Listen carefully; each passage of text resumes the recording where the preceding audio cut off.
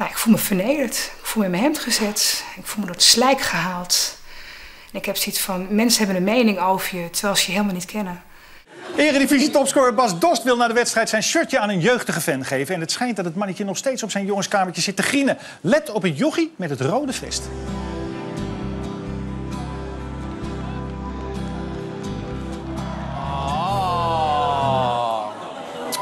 Dat kan niet. Nou, dat kan niet. Ik heb heel veel moeite de straat op te gaan.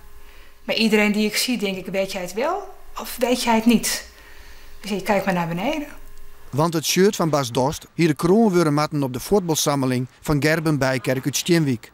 8 hier, maar grut fan van Heerenveen en idolaat van Dost. Je hebt naar alle thuiswedstrijden en had de voetballer verskate keren persoonlijk moeten op de trainingen. Dost had zo'n aardigheid aan het jonkje dat hij een shirt van de speler krijgen zou. Omdat Dost dat al een keer vergeten wie, zodat Aroen de sneu een plak vinden. En ja, we hebben even met Bas staan praten, zo van, ja Bas, belofte maakt schuld. En toen heeft hij allopend trok hij het shirt uit. En hij houdt het shirt in de lucht.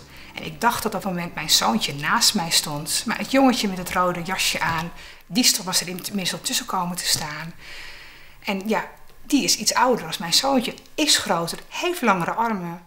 En die wou het shirtje pakken. Ja, en dan ik als moeder, om mijn kind wederom voor een teleurstelling te behoeden, ja, heb ik het shirt gepakt.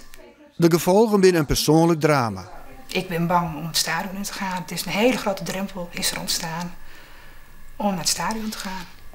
Dat is toch jammer? Ja, ik heb zelf gisteren overwogen om een seizoenkaart op te gaan zeggen. Nee. Ja. Maar u gaat er met het hele gezin altijd heen? Ja. Dochter, zoontje, man, vrouw? Ja, dan ben ik degene die thuis blijft. Kan toch niet? Nee. Dus schreef Bernadette Bijkerk een lulke brief naar de redactie van De Wereld Draait Door. Ze wil excuses. En dat je dan een mevrouw van de redactie aan de lijn krijgt die dan zegt van, het was toch een heel leuk filmpje. We hebben als redactie er gigantisch hard om gelachen. U moet toch toegeven, het was toch een heel leuk filmpje. Bernadette Bijkerk had nou een advocaat in de erem nom. Pas als het filmpje van internet verdwijnt, kan het boek weer dicht.